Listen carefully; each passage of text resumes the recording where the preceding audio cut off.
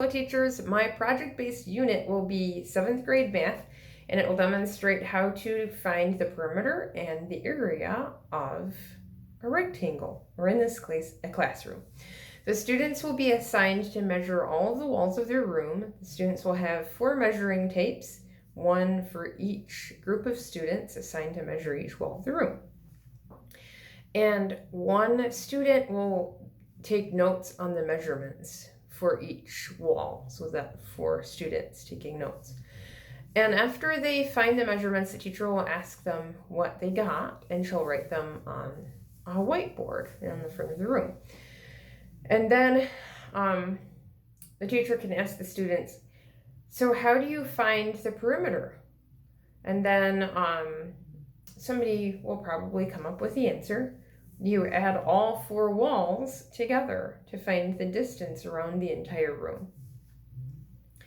And then the students can figure that out, write that out, and then they can find the area. Length times width equals the floor space of the room.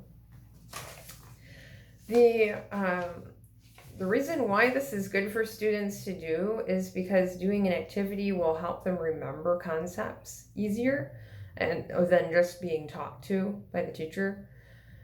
Also, working in a team is really healthy for the students to incorporate new concepts into their brain and memory. And this assignment follows the steps of Bloom's taxonomy. So creating, producing original work, or doing something new that they haven't done before, evaluate to see what works and what doesn't, analyze to understand concepts, apply them to real life, and understand the concepts, taking measurements of one side of the room and then another side and another side and another side, and adding those together and multiplying to get the area. They will also remember this because they will be actively engaged in figuring something out themselves without help from the teacher initially. Also, this will be very good for the students to be actively engaged with their friends, as I said before.